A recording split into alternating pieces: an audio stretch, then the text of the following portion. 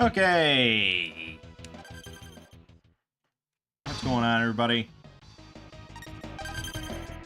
Welcome back to Hanging with Mangg. My name is Mangg.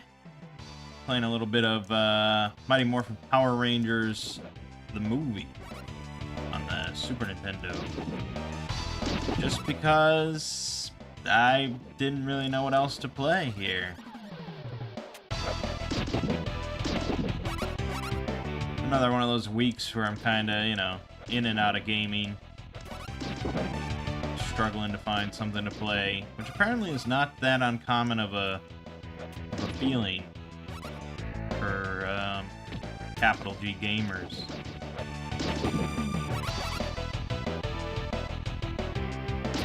But yeah, you know, it is what it is.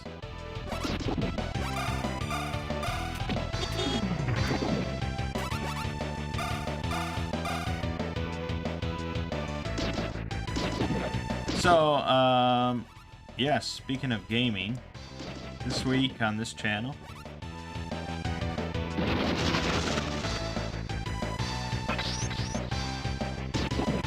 we had the ending of the Shadow the Erdtree DLC.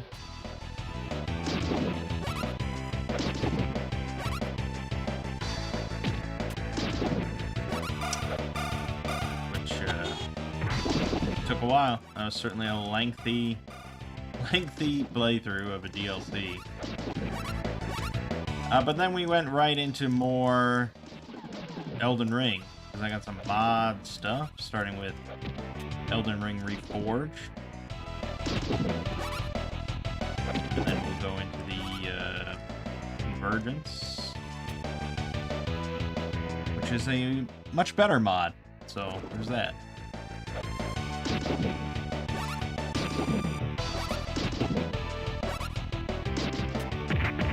Fuck.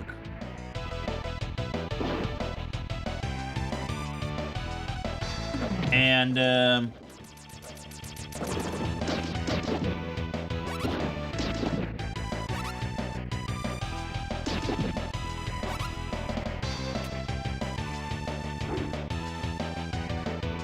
it's fine. You know what this game makes me think of is when I was in high school.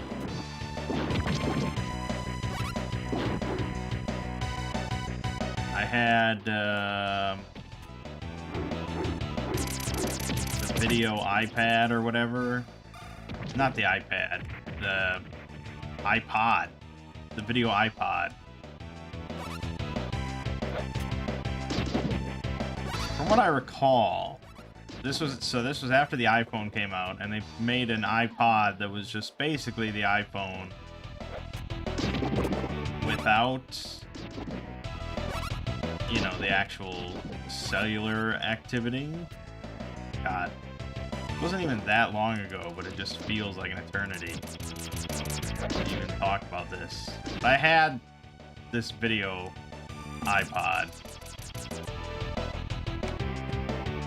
I want to say this was like my senior year of high school. And so I'm pretty certain I had an emulator on it.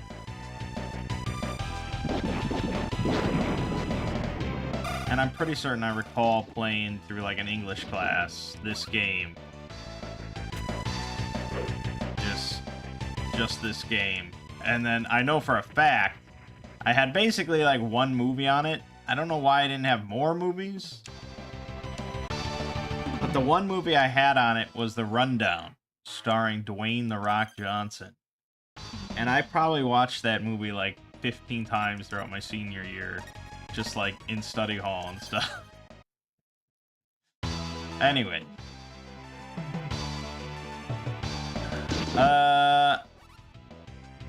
Is that really all you get? You don't even get more credits? What the fuck is that?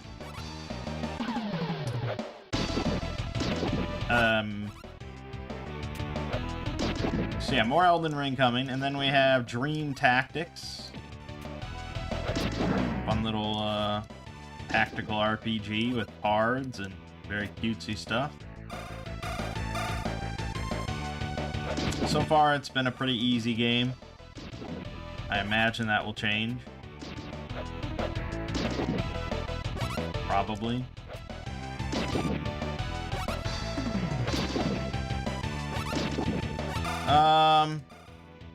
And then what else do we have coming out? So Space Marine 2 comes out in, I don't know, a few weeks or something.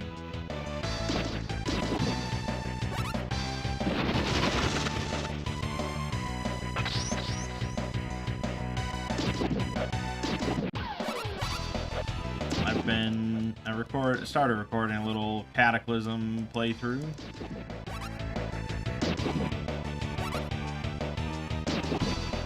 I also thought about doing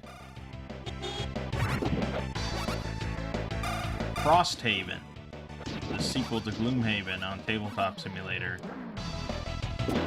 Just to say, I've enjoyed my time with Gloomhaven.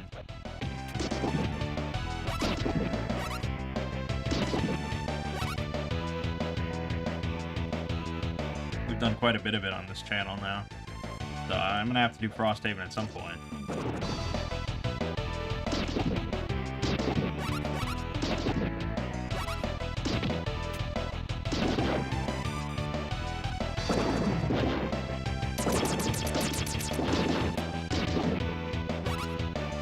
Yeah, I don't know. We'll see.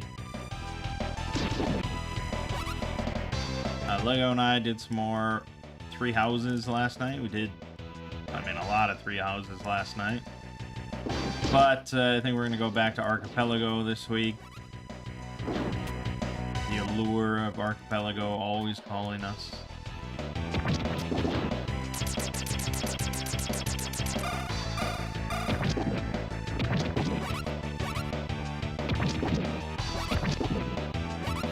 And that's pretty much it.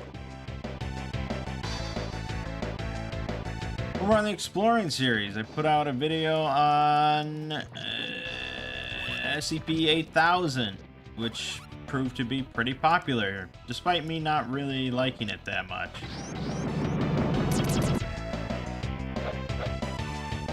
Well, that's how you do it right there. Pretty good.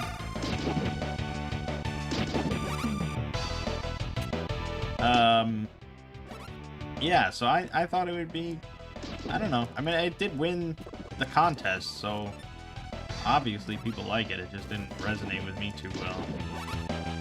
C'est la vie. And I also released something special this week.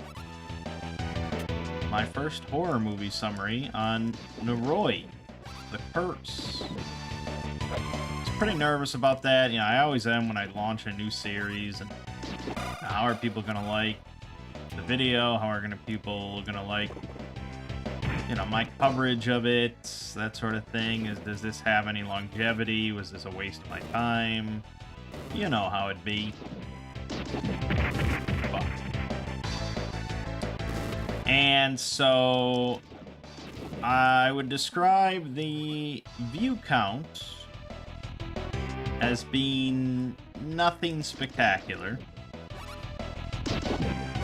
but I would describe the feedback as exceedingly positive.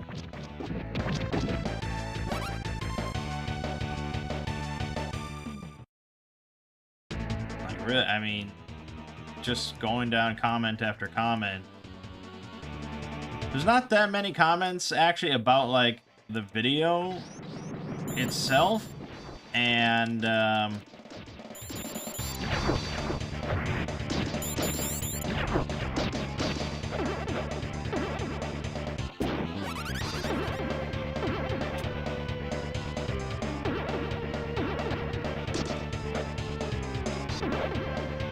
there's not that many comments about the video itself and like the movie itself and stuff. But there's just so many comments that are like, oh my god, I'm so happy you're doing horror summaries now. This is awesome. This is so good. This is great. I love this. So, excitement for future videos in the series is certainly a good thing. And there were, you know, a decent number of comments about the video itself, saying how much they liked it and stuff, so that's good. You know, Noroi is a very good movie, so that helps.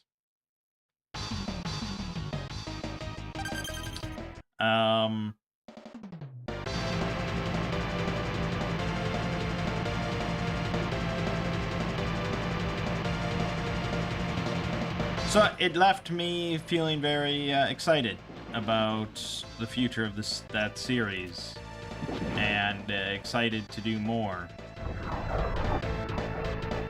And so the next one I'm going to be covering is Incantation, which is a Taiwanese horror film, very recent, from a couple of years ago.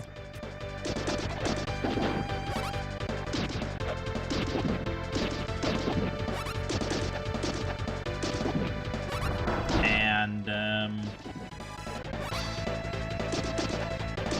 it's a little similar in some ways. You know, it's still going to be Asian horror. It's still kind of found footage. It still involves sort of a curse, stuff like that. But it's also not super mainstream, super popular. Nothing foreign is ever going to be that mainstream or popular in the US. It just is the way it is.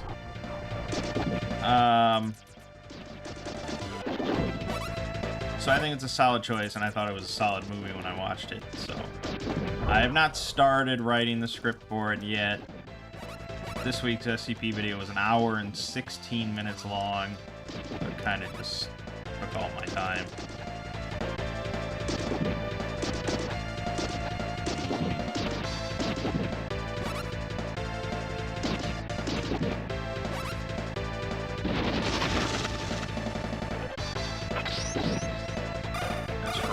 Die from the awesomeness of Billy. What? Outrageous.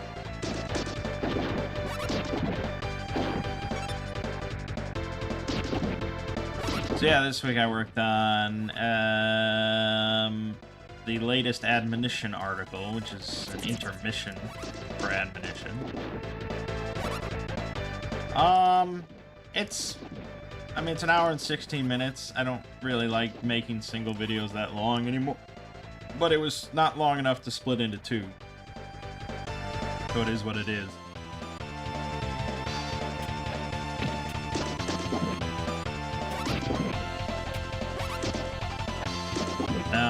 I think it's a fine article, but I will say Admonition, it's at risk of getting a little big for its britches.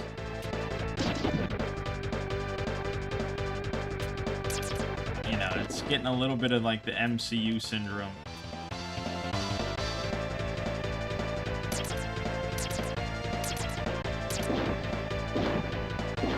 Where everything's just like hyping up future articles and make sure you read every article in the series, otherwise it's going to be really weird. You know, I think this one is still somewhat appreciable on its own, but yeah, watch out.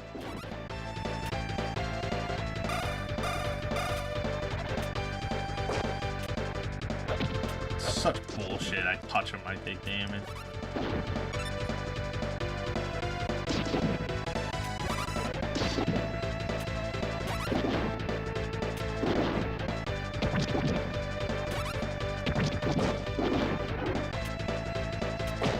Fuck.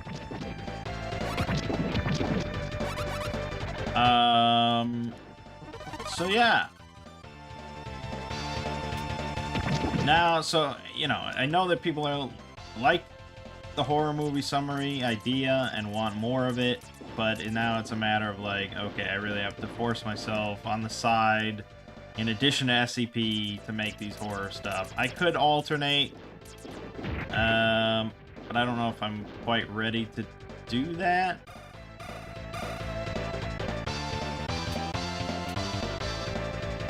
I will say that for October, right now I'm planning to do no SCP. and just do like 4 horror movie summaries, or 3 and then a Lovecraft reading or something. And so then we'll really see how people like horror summaries. It is a little daunting to do one a week, but that would be the plan, you know, in the future if these prove to be popular. So I'd have to get used to it regardless.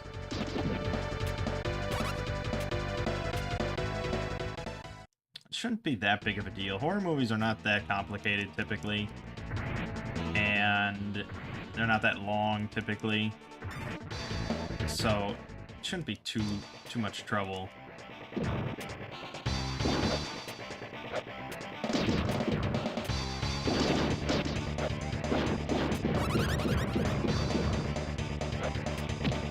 Yeah, I imagine they specifically disallow that. Yeah, it's not worth it.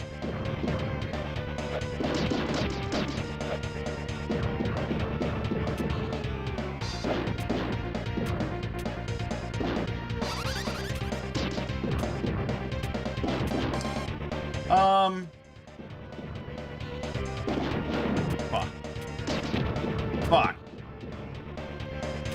And so yeah, that's that. That's all that.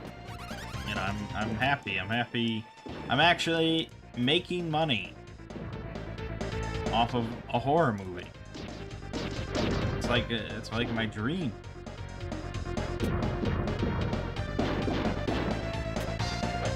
Every little kid's dream to make money off of horror movies. Fuck! Hey, Mech Wuck Muck.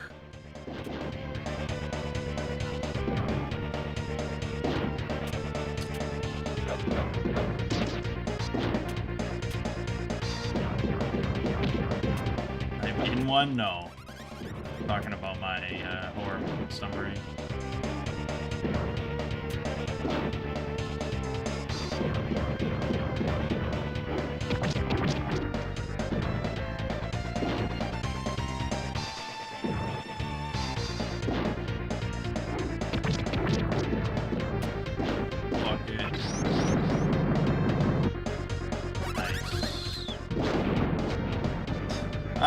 So that's what's all going on with that. So I don't know when the incantation one will be done, because I haven't started it. Ideally, well, I guess if I do one every 2 weeks, that's not the end of the world. So if I can get it done by like next Wednesday, that would be good. That would be good.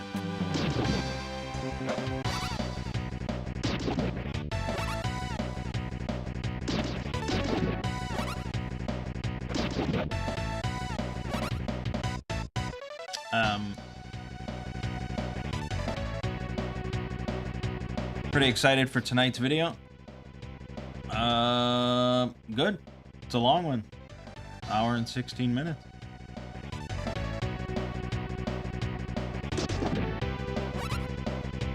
So last night, for our family RPG session, we only had 4 people, and it had been a couple weeks since we did... Oh, fuck those rocks. Since we did our last session of the campaign. And so I was like, okay, no one's gonna remember how to play 13th Age, or what's happening. No one's gonna remember anything. So... I'm hesitant on continuing the campaign for this session.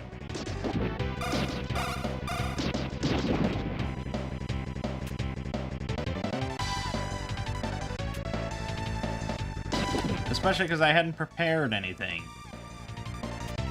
And most of the time it's not a big deal if I hadn't prepared anything. But for 13th Age, especially since we're using like Foundry as a virtual tabletop, you know, not having any maps or monster stats ready to go, it's a little bit of a damper.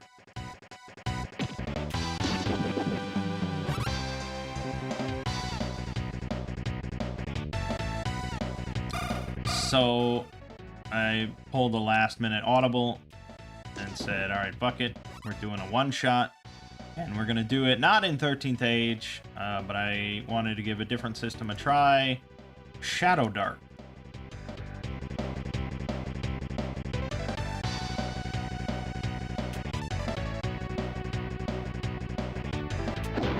Fuck. Yep. That's what I get for not eating a burger.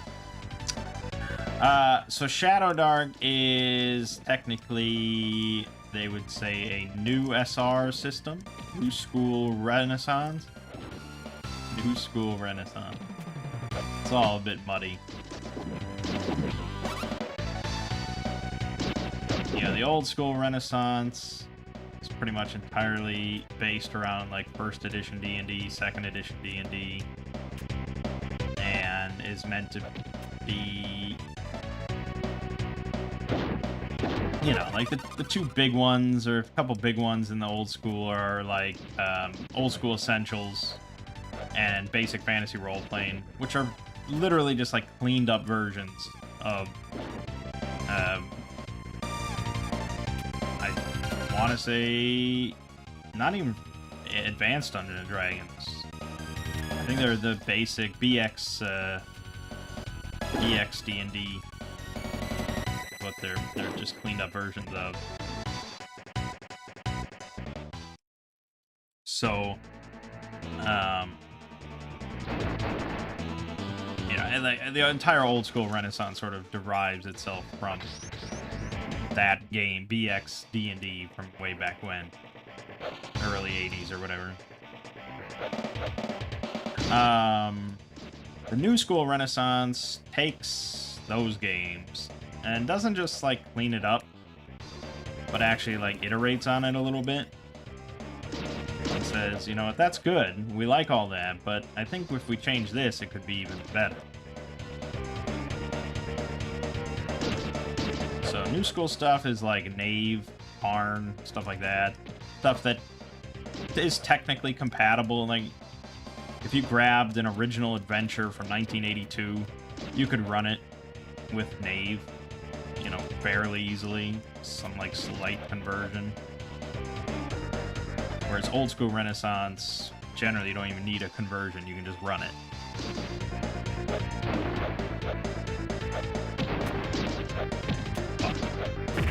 Fuck. We've only played the Cerulean Abyss. I've never heard of that.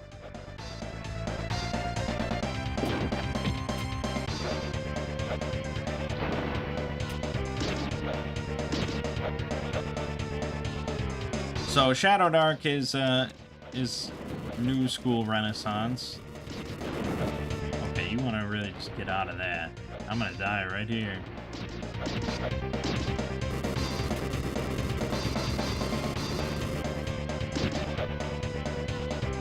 That was way too quick. How am I supposed to get that shit?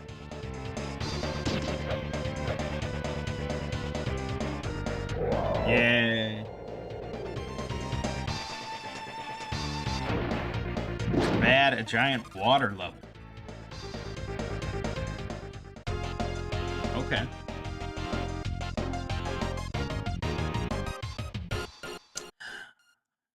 So,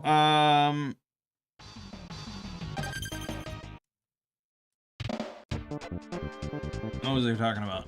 Right, Shadow Dark, yeah. So I had heard mention of it because I'm in the OSR subreddit, I'm in the RPG subreddit, so I had heard of Shadow Dark is making some buzz. And I was like, you know what, I've heard some good things about it. I think it's fairly lightweight. I just want to grab some old... it doesn't even have to be an old module, just some simple, like, starter one-shot module for OSR or something, and just run it. And so I did. I just grabbed off, Drive-Thru RPG, some collection of introductory modules, some dungeon stuff that somebody recommended, and grabbed Shadow Dark, printed out some character sheets, and I'm like, okay, I haven't even read this shit, let's go. And yeah, so I had not read anything about Shadow Dark or the module. when we like handed them their character sheets, but we went through it. And you know, it's yeah, I mean, Shadow Dark, if you've played any old OSR game or D&D or anything like that, obviously falls in all the same vein. It's got strength, intelligence, charisma, dex, constitution, and all that stuff. It's got AC, it's got hit points, you know. And character creation, pretty simple. 3d6 down the line. There's various ancestries you can be. So again, not very OSR to have it, but you can be a goblin, you can be a half-orc, you can be an elf, dwarf, whatever you want to pick, and they each have their own benefit. That's pretty new school. And there's also, in the core rulebook, 4 different classes. Pretty simple. Fighter, thief, priest, wizard.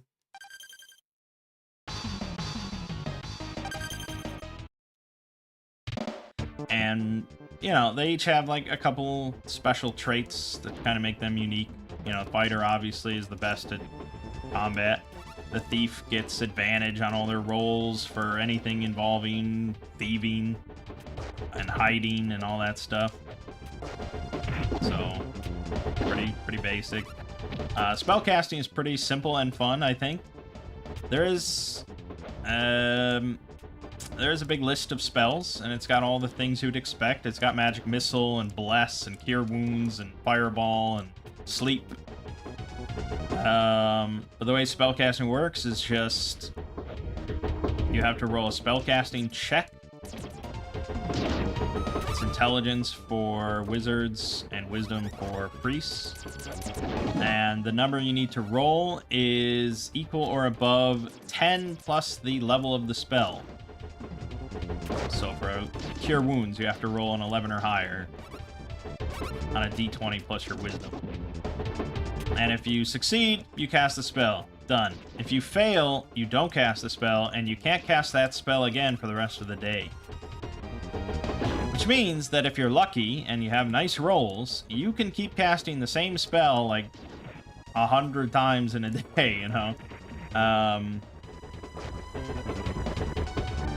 And my mom ended up being a priest, sort of, just because initially they had 2 fighters and 2 thieves. And it was like, really, no magic of any kind? Are you sure? And so my mom reluctantly was like, okay, I'll be a priest. They're all terrified of any magic spells and spell casting. They always think it's going to be way too complicated. But really, this could not be simpler. And she ended up casting Cure Wounds throughout the session like 8 times. Like, she always rolled well, and so she just kept on casting Cure Wounds. And it basically saved all their lives, because she constantly kept all of them at full health. So I think it was a good choice.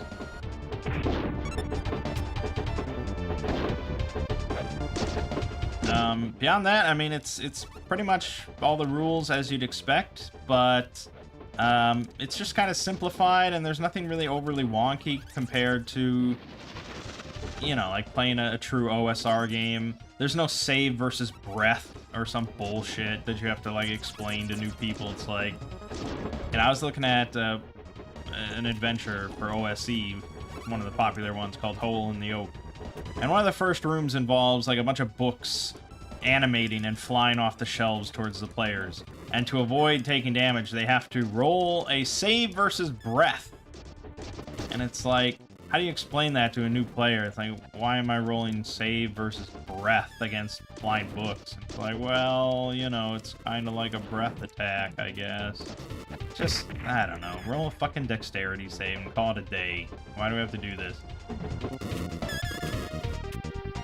You know, I tried out OSE once in, like, a little one-shot with my mom, and neither of us really liked the feel of it. This is... it's too old school for us, and yeah, it's not gonna work. So Shadow Dark, you know, ditches all that kind of weird nonsense, and it just kind of plays how you'd sort of expect D&D to play if you'd never played D&D before. Which is something that I once said about Dungeon World, but I think Shadow Dark kind of nails it even better. Damn, that guy had a fucking energy sword. What the hell?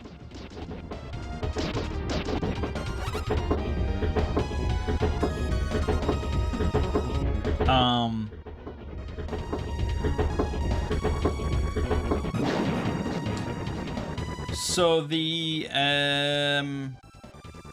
adventure we ran was out of a collection called Wyvern's Call. And this was sort of the introductory adventure. If they've never played any RPG ever, this is the one to run. I would say it's not. If I was sitting down and I had a group of people that had never played an RPG ever, this is not the one I would run. I'd probably run, if it was strictly a one-shot, I don't know, maybe Tomb of the Serpent King. If I knew that they were going to be interested in actual, like, dungeon crawling. If they wanted a dungeon. Otherwise, honestly, like, the start of Lost Mines of Phandelver up through, you know, the goblin boss battle in the cave. I think that's fine as well. Because that, you get goblin fights, you get the outdoor little exploration and stuff. There's some options there, and it's not strictly going through a dungeon. But this one, it was pretty much strictly a dungeon. You know, it started outside the dungeon, and then I'm approaching a lighthouse and stuff. So there was a little bit of that involved.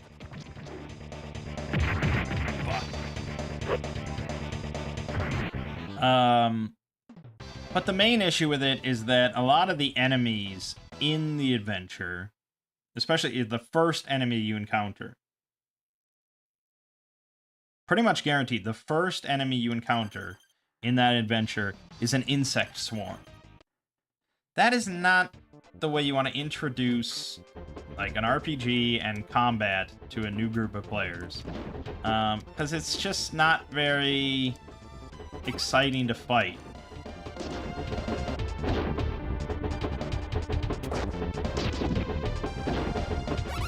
Now, insect swarms, I ran it based on the adventure, which is the old school way to run it. And that's with insect swarms being pretty much immune to any normal weapon. You can't just go in with your club or your sword and take down an insect swarm. You have to use, like, fire or something with AoE or, you know, smoke or magic in some way. And so that makes sense, certainly. But it's sort of lame because, you know, players, for the first time in their RPG, they're probably going to be familiar with, like, video games. They're probably going to be familiar with Skyrim or something like that, or, you know, some sort of fantasy fiction. They want to grab their swords, their war hammers, their bows, and they want to just, you know, take down some skeletons or goblins or bandits, you know? They want to cut through stuff. I would imagine. That's how I felt when I started. Going up against an insect swarm and being like, alright, I shoot my bow at it, and it's like, yeah, that does nothing. I mean, you don't really say that, but you also don't want to be like, you don't want to lead them on. So you have to sort of subtly imply that, yeah, that did nothing at all, really. You skewered like a few bugs out of the 1,000. So in that sense, not really a great first choice. I can't recommend it for the first timer. Fortunately, this was not their first rodeo, so that helped.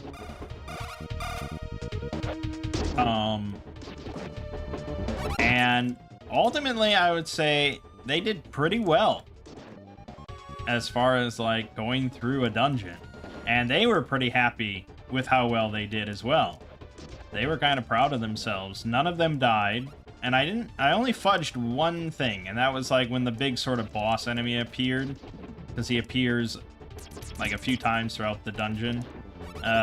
He did his big insect vomiting attack for D8 damage. And I gave them, you know, a roll to save for half damage. But then I rolled damage and it came up as an 8. And I was like, okay, that's going to kill the one character that didn't make the save. So I'm just going to fudge this and we'll cut that number in half. We'll average it out.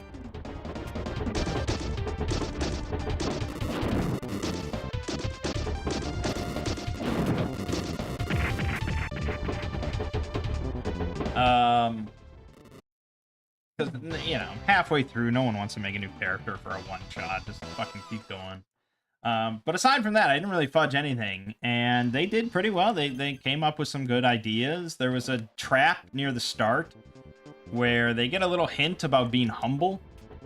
And they interpreted that as opening the next door, like, well, crouching down. Or kneeling down. And that's exactly what they were supposed to do. And they avoided a big axe coming out of the side of the wall to chop off their head. That was all Lego's doing, and he was very pleased with himself, and even I was pretty pleased, because I was like, that's quite smart. That's very smart. That's what you're supposed to do. So I gave him a luck token, which is another fun little addition. Basically, anytime the DM feels that a player has earned it in some way, whether, you know, being smart or being cool or clever or whatever, they can give them a luck token, and that player can then spend that token anytime they make a bad roll to re-roll it. So there's multiple things throughout Shadow Dark like that just sort of alleviate kind of the bullshittiness that can occur in old school games. And so overall, Shadow Dark is not as brutal as running, say, just pure OSE is.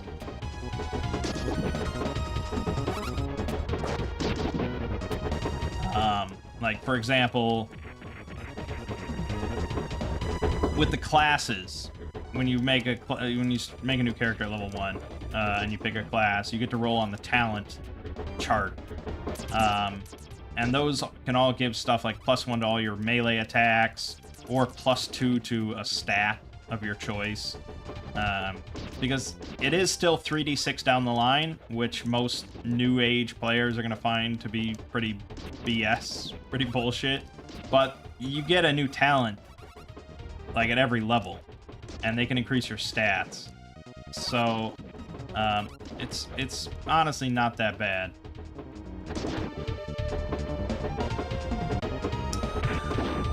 But yeah, so they enjoyed it overall, and I enjoyed running it. It was all pretty simple. I should have probably, instead of using stats for enemies from the module, I should have just used the Shadow Dark versions of those enemies, because they're not exactly one-to-one. Shadow Dark doesn't really use hit dice. It sort of does, but it calls it level instead. Just to be easier to understand, you know, things like that. There's a few other changes. But yeah, overall, everyone enjoyed it. They didn't finish the dungeon, but they did just, like, get a bunch of treasure and leave. And I think if we were continuing it next week, we would just, they would go back into the dungeon to finish it off.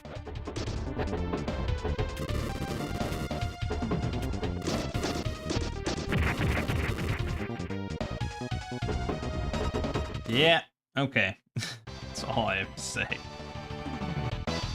So, yes, Shadow Dark has a handful of supplements. There's a bunch of other classes that people have made for it, like Bard, Druid, Blood Witch, Warlock, stuff like that. People have added new spells and stuff. It's very customizable. It's sort of a medium ground, I think, between, say, D&D 5th edition and something like Maze Rats. You know, both of those games are kind of new age. Maze Rats is very simple, very stripped down. It's a 2d6 system. It's not really strictly compatible with any OSR material. D&D 5th edition is not strictly compatible with any OSR material, but you could make both of those games work with it.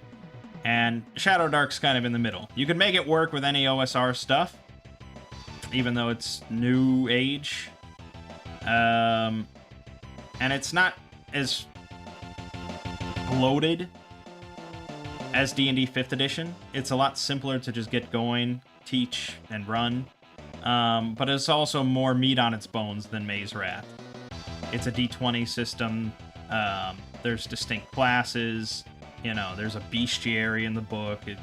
There's rules for a lot of different things. There's big spell lists. You know, stuff like that.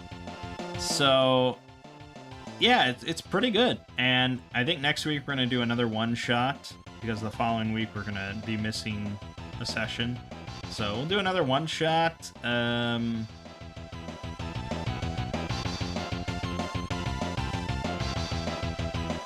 The only real issue with one-shots is that they're always pretty much dungeons. It's rare to find a one-shot that isn't a dungeon or doesn't involve a dungeon. And I understand why, because dungeons are like the sort of exciting, tense meat of an RPG, a fantasy RPG. And when you do a one-shot, you want to just get straight into that, and that's all you care about, because, you know, nothing else really in the world matters. You're not building the campaign here. It's a one-shot. You just want it to be exciting with traps and monsters. But, you know, you have to have a group that likes crawling through a dungeon. I have read a handful of one-shots that are outdoors and don't involve dungeons, and there is some pretty good ones. So I just have to spend more time looking. But yeah, obviously a lot of like old school modules are just like, okay, what's this dungeon like? What's in here? Oh, this is the unique thing about this dungeon. Rather than here's a fun sort of scenario. But I think new school, that is a bit more common. And if you look through a lot of like third-party 5th edition stuff, you will find a lot of fun scenarios that don't involve strictly an underground dungeon. Like the Wild Sheep Chase, that was a really good example. Anyways, so yeah, Shadow Dark has my recommendation. If you're looking for... if you're looking for a fun little RPG that's got old school sensibilities but sort of new school rules, pretty good. And I would say, especially if you're thinking about trying to introduce RPGs to a new group, it's a very solid choice. Very solid. Don't pick 5th edition D&D. Please. Start them on a better foot. And I could even tell, like, because we ran the thing without a grid. We did all Theater of the Mind, and during combat, they were coming up with, like, unique ideas during combat. I mean, we went by initiative and all that. We were going turn by turn, but they weren't just saying, okay, I walk up and I swing my club. I mean, they were doing unique things. They were lighting stuff on fire, and then Lego was, like, grabbing flaming rags and dual-wielding them and stuff. And it's just like, yeah, fuck yeah, that's cool. Let's do that. You know, they were coming up with unique stuff. And they weren't just sitting and staring at their character sheet and being like, okay, maybe I should do this. And that's what RPG should be about. It's just sort of that creativity carrying through all aspects of the game, including combat. And when I first started playing D&D, that's like what I imagined it would be like.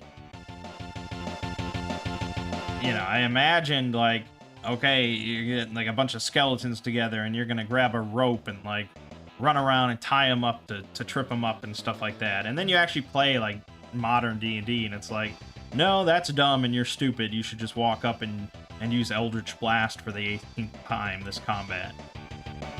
You know. Anyways, I digress. So, more Elden Ring this week. More Dream Tactics this week, most likely. And more Archipelago with Two Brothers Play. And then, over on the Exploring series, the latest Admonition article. For now, though, My name is Mangg. This has been Hanging with Mangg, and I'll see you fine folks next week.